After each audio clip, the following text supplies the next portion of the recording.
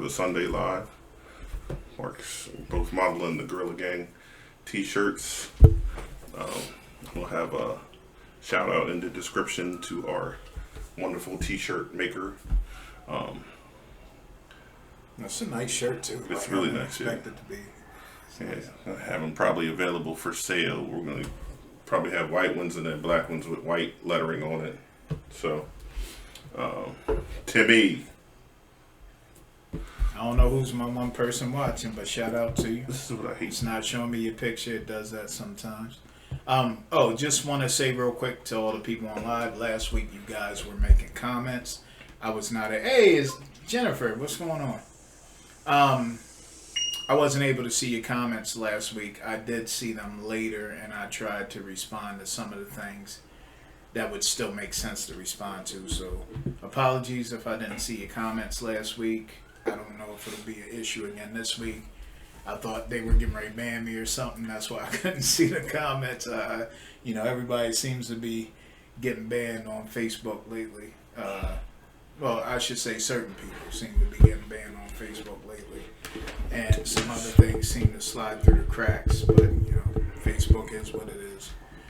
I guess, you take them for what they are. So Having technical difficulties since I've ain't been on live. Technical on the live. Ain't been on live in weeks. So. We got some interesting things to talk to you guys about. Some new developments in the whole, not necessarily the George Floyd case, but things kind of surrounding it and how everything's being affected by that. One thing I want to say off the bat is that I hope a lot of these we stand with the black community things are legitimate and not just a fad. And what I mean by that, it seems like some things could be done to either try to calm us down or make us feel better about what's going on. I hope that this is just something from the heart that continues, not just becomes a trend, everything calms down and then it goes away. It's like, how do you calm down the lions? You can feed them. Christine had a different shirt on. I forgot that we got our Gorilla Gang t-shirts. So the shirt I wanted to show you, I'll have to show you later. So, like I said, I was making a metaphor about lions. What you're talking about, like a fad would be give them food, shut them up real quick. And then you got the taskmaster with the whip and the chair. That would be the police and the government. Just saying, get back and shut up. And we don't want to hear nothing. Shut up and dribble. But yeah, I mean, hopefully things will spark up. Shell Bell. And things will not get back to normal. That would be a refreshing change for things not to get back to normal. Right. It'd be different. Right. And I want to say this. For people that have those type of views, I know a lot of times they're just like put out to pasture and kind of ignored and said, you know what, he's a racist, we're going to leave, just get him out. Ultimately, the goal should be to change their mindset and then have them be able to be a part of whatever movement or whatever. But I think a lot of times we just say, you know what, he said some racist shit a couple years ago or a while ago, and that's it for him. Right. But races can change, man. That's I don't know if you've seen the movie American History X, but I did. I mean, it was a movie, but still, that's kind of the premise, and that's kind of what we hope for from those types of people that have those opinions and personal views. I do think. What's up, Key? I do think people can change, but here's the problem that I see: is this is a generational curse, so it's passed down. It's not something you're born with. You got to learn racism. So hearing it for so many years from your grandfather, your great grandfather, your dad, and then it comes down to you. I think there's a reluctance to change because now, in a sense, you're saying that my dad, my grandfather, my great grandfather was wrong. So it's like in that movie The Chamber, right? Like the guy Sam K. Hall. He said, my daddy was Klan, my granddaddy was Klan, my great granddaddy was Klan. Over and over until that cycle finally got broke. But the cycle can be broke. So What's up, y'all? So, something interesting happened in Senate. Gorilla Gang podcast. I don't know if you guys heard, but This is the House of the House, Representatives. I'm sorry, Yeah, the House. House of Representatives. The Democrats in the House decided in honor of George Floyd to do a moment of silence, and they knelt.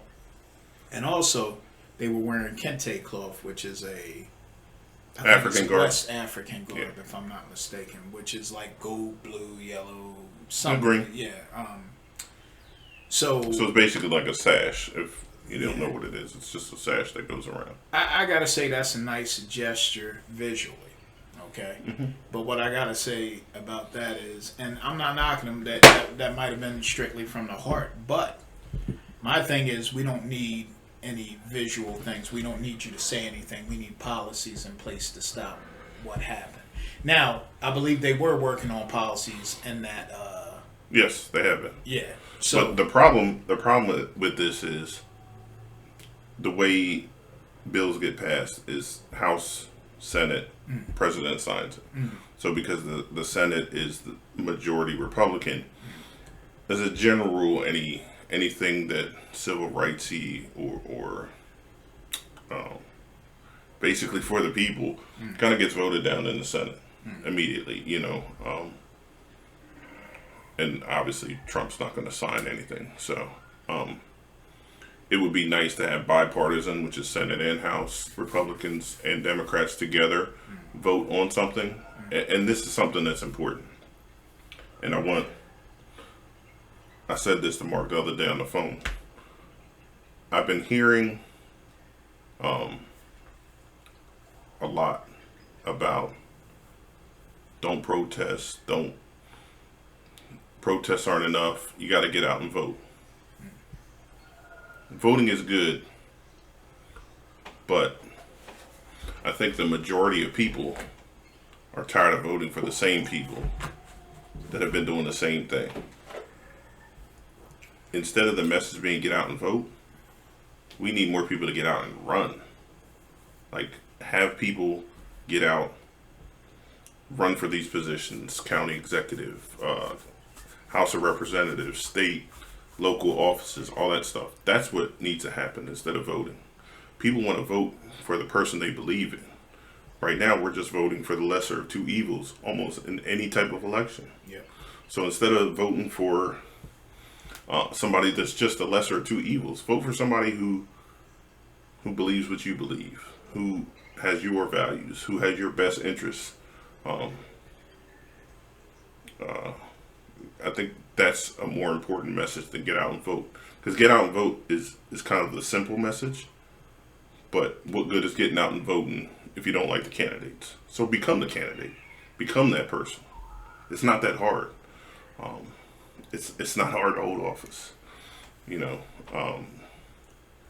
a lot of people out there that can do it. So that would be something that I would say. We need difference makers, somebody who really cares about what's going on and wants to see it change. Somebody that knows what's going on. Yeah. I mean, you can't have a 70-year-old 70-year-old white guy addressing issues that are going on in black neighborhoods. Through no fault of his own, he just doesn't know what's going on. That could be said the same, with anything, but I think it's far fewer people that know what's going on in African American, Hispanic, just minority communities in general, that can have their finger on what's going on and be able to make a difference because they know the struggles, they know what's going on, instead of just pressing a button at the ballot box because these are Democrats, these are Republicans, I know these guys are not for me, these guys, so rather than get out and vote, let's get some new candidates. Real quick, at the end of the show, we try to do something as stupid as possible. And today, we will be taking a shot of Carolina Reaper like a tablespoon. Mash. It's Well, California the Reaper. tablespoon's gonna be bad enough, I'm sure. Everybody. The smell is bad. What are you talking Yes, about? it smells horrible. And the general rule is the worse a hot sauce smells, the worse it's going to tear your behind up. So. Yeah, so this is California Reaper mash. California Reaper. I know there's a Pepper X that's supposedly hotter than a Reaper, but as far as I know, the Reaper is the hottest pepper in the world, and it's mash. All that means is it literally they put it in the fruit, like put a bunch of peppers in the fruit processor and just spit it up. There's nothing else in there. Speaking of something stupid, there's something else in the news I want to mention. The New York Police Union head, who's also an officer, spoke out. I don't know if it was yesterday or today, but I saw It was within the last 2 days. within the last 2 days, and said that the media is responsible for making them look like animals and thugs. Correction. The media is not making them look like anything. The things that they are doing to people are making them look like thugs and animals. The media is just doing their job of trying to get ratings and covering it. Now, see, here's the issue. You go back pre-Rodney King, there weren't as many cameras around. You understand what I'm saying? You had to have a camcorder, not a cell phone. Mm-hmm. You know, if you had cell phones back there, you'd be lucky if there was even a game on the cell phone way back there. So the problem is now Big Brother, which is supposed to help them, is working against them. In a sense. You got people flying drones. You got everything. So. Yeah, so, you're getting caught doing what you've always done, and the media is exposing it now. You used to get away with it because we weren't living in this digital social media age where you can do what we're doing, flip your phone on live and literally see somebody. So to me, it's interesting that the police, that people doing and saying racist stuff are now trying to victimize themselves and make themselves be the victim, right? Because they're getting caught doing what they've always done. I lost my job for calling somebody the N-word or whatever. That was completely controlled by you. You didn't have to do that. But see, what you thought was that the privilege was going to work for you so strongly that when you did it, nobody was going to care. But also, I think that may be a small part of it. But I think the large part of it is a racist doesn't know he's racist. He just thinks he's right. I would say in some cases. I honestly don't think that those people that have that thought think they're doing anything or saying anything wrong. Because like you said, it's been learned. It's taught to them by somebody. And you don't think your family at a younger age is unnormal. You think absolutely the idea of what normal is. I'm right. This is the way things should be. Black people, Mexicans, Hispanics are less than me. So I don't think racists think they're racist. I just think they think they're right. They don't know any better. Do you think part of that is living in a small bubble as well? Like not a lot of... No, I think it's just all learned. Gotcha. I think it's all learned. It's... racism is for the weak-minded. It's people that aren't able to garner thoughts for themselves, so they just follow along with this guy that's saying, "Hey, you're white. You're white. You from Europe. You one of the first men. They're slaves. They're less than." And instead of saying, "I don't know, man. I don't think that's right," they're just like, "Oh yeah, you know what? I am white. Right. You know what? Yeah, I am better than them." That's all it is. It doesn't take a strong-minded individual to be a racist. It takes a weak-minded one because they're just willing to accept anything. Right. So, hey, I can't tell you not to be racist. All I can tell you is I'm going to expose your ass if you are. So, moving on a little bit. Can we interlude 1 second? Absolutely. Just want to say, I know over the past, couple weeks, 5-6 weeks, talked about Michael Jordan. Just want to say that Michael Jordan did donate $100 million and come out with a public statement for against the police brutality and the current situation, which is good. And I know a lot of people are saying it's about time, better late than never. Look, I'm gonna say this. Michael Jordan was in an era where nobody spoke up. There was a considerable gap in between Muhammad Ali and LeBron James as far as social activism within sports. I don't think anybody can fault Michael Jordan, regardless of how high a level he was on, because no one was doing it in that time. It just wasn't done. And had LeBron James, Dwayne Wade, and them not started doing it, people still wouldn't care whether Michael Jordan did or didn't do. I'll put it to you like this. Regardless of what you think about the man, if he does something good, he does something good. And you give credit where credit's due. You still don't necessarily have to like him, but you absolutely give respect for what he's done. What he's done. You know, I hate LeBron James with a passion.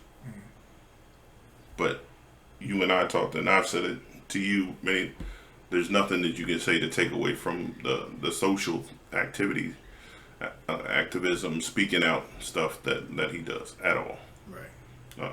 And that's just what it is, regardless how I feel about him as an athlete. And that goes the same for Michael Jordan.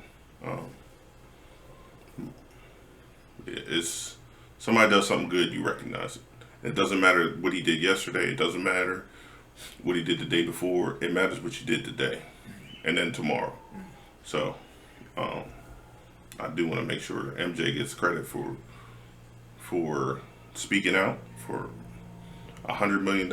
You may say he has billions of dollars, and that's nothing to him, but he doesn't walk around with $1 billion in his pocket. That stuff's in companies and all that. So that's not an easy thing to do, even when you have $1 billion. So, yeah, I think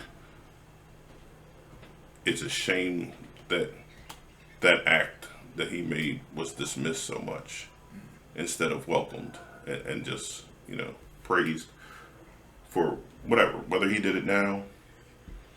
It's just a shame that, and it's mostly black people that are tearing him down for you should have done this alone. Come on, man. It's a black man that's speaking out. It's a black man that's donating his money.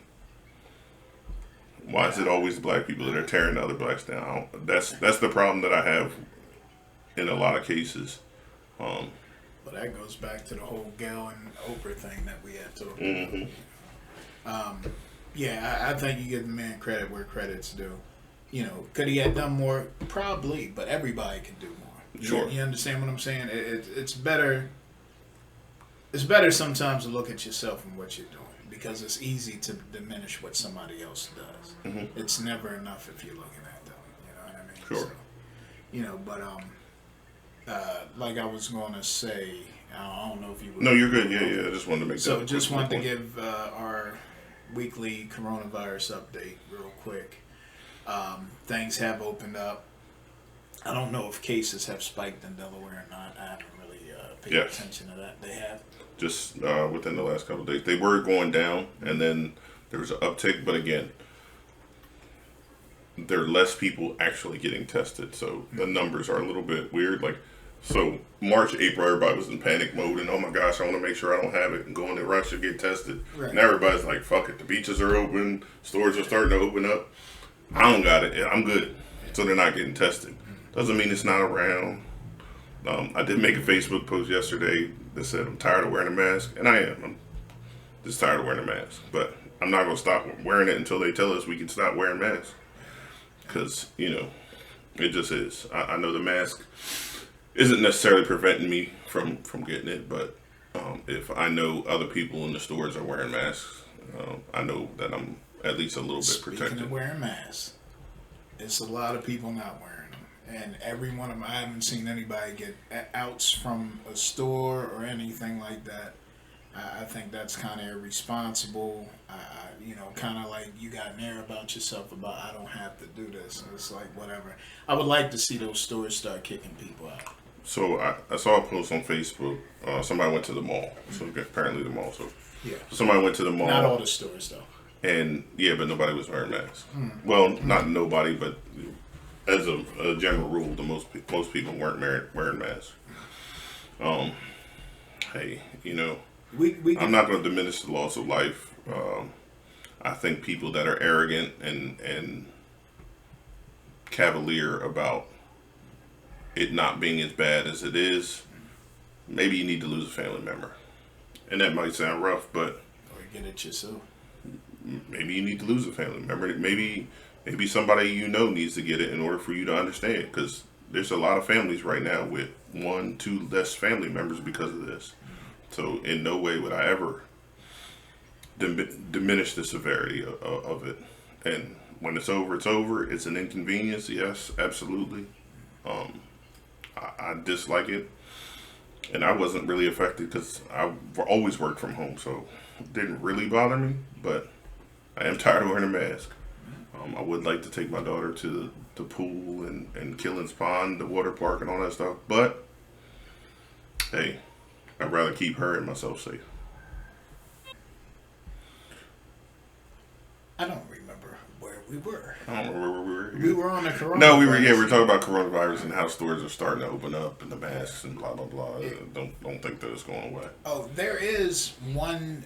Okay, so Burger King is probably the only fast food restaurant. Yes. Oh, you were talking, I was plugging. Oh, okay. The only fast food restaurant that you can walk into. Most of them, I believe Wendy's. This is funny. Wendy's in New Jersey. When I was driving, they'll let truck drivers walk up to the drive-through window. They're not letting them inside, but they're at least making. I've seen people. No way.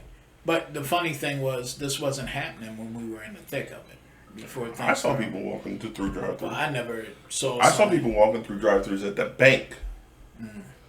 Well, here's the funny thing. So Wawa for a long time was it. If I was out and needed to get, it was Wawa. It was Wawa. Mm-hmm. I got so tired of Wawa. I love you. This is not to discourage anybody from going to Wawa, but I ate it so much, I just got tired. Sick of it, right? Yeah. You know. And, it's, Wawa is one of those places I want to go to at 1, 2 in the morning when nothing else is open, Right. Not every day. Right. Because you have options every day. Right. During the day. And that was the thing that kind of got to me when everything was shut down. It was like, you got Walmart and Target or the grocery store. You know what I mean? It was like, sometimes in boredom, it was like, let me go to Walmart. Just to see what's going on. Or let me get something out the red box. Or, I'm big into digital movies now. I don't buy DVDs anymore. I buy digital movies. And, it's a lot more convenient. You said Target, and it made me think of, it's a meme. It's kind of like a weird meme, but not to promote looting or rioting, but, that meme that has a picture of the Target building and says, how could you not expect to get looted with your name being Target? Which is funny, but, don't loot people. If you loot, you're an asshole. How about that? The other place I spent a lot of time at, and this is going to surprise no one. The gun shop. The gun shop. And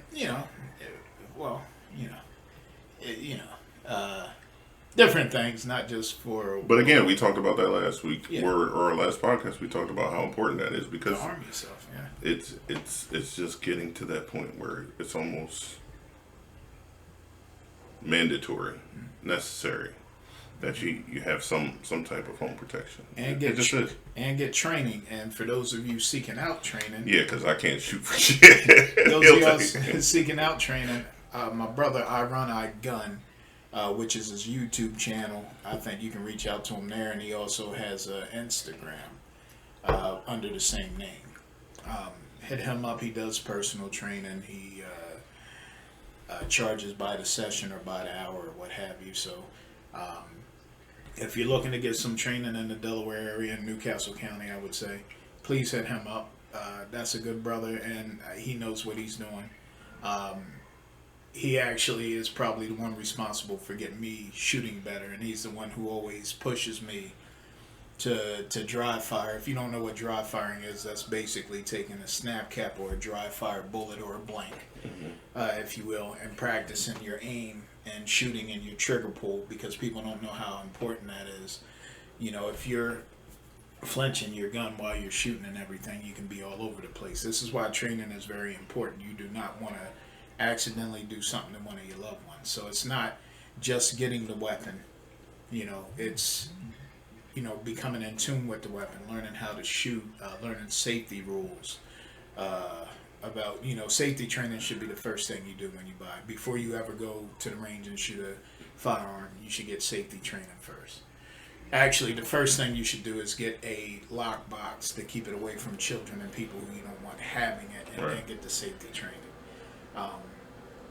And once you do that, you can kind of get yourself on the right path and everything of that nature.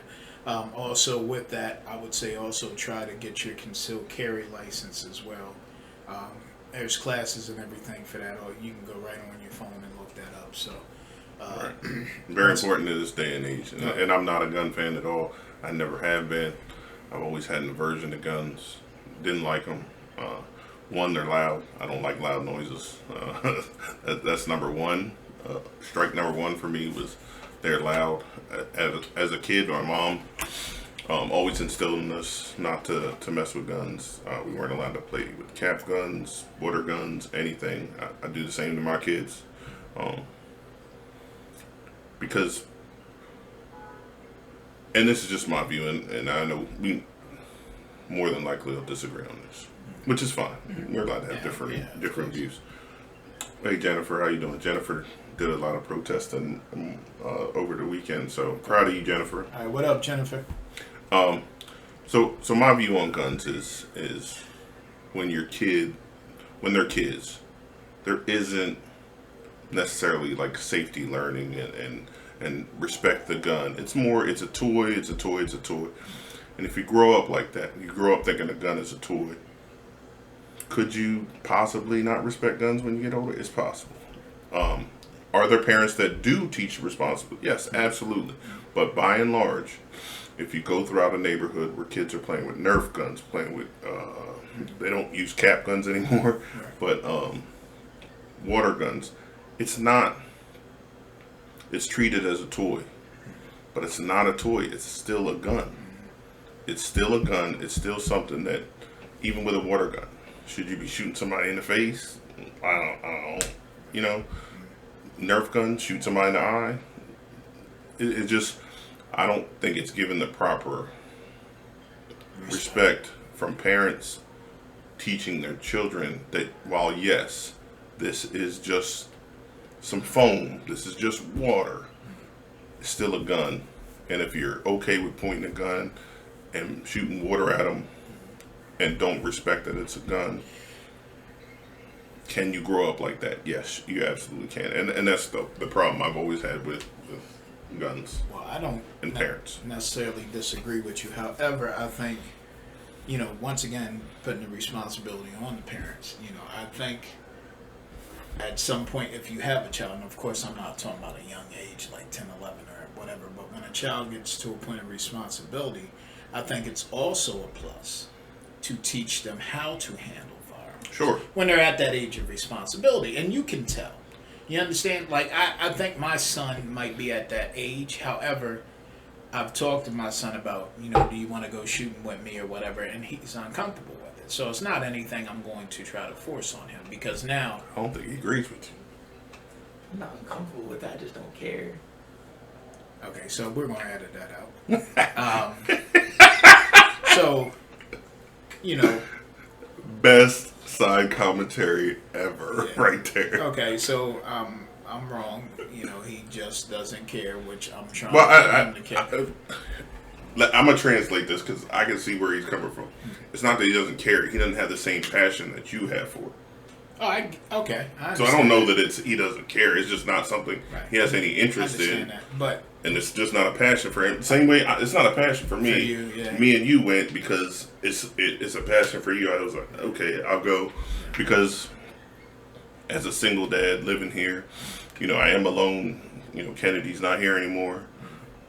I am alone. I am vulnerable in that sense. So it makes sense, and it's important for me to have some method of protection other than my big ass knife that's by my bed and the damn machete next to the door, which is for snakes, by the way. Right. DFS is watching. My machete is for snakes. I will say this, and I'm not going to go into what my view is, but at least my son understands my view of why. Sure. And we've had conversations about that, because at one point I thought, the collection was getting big enough. I thought he might think that I'm going insane or something.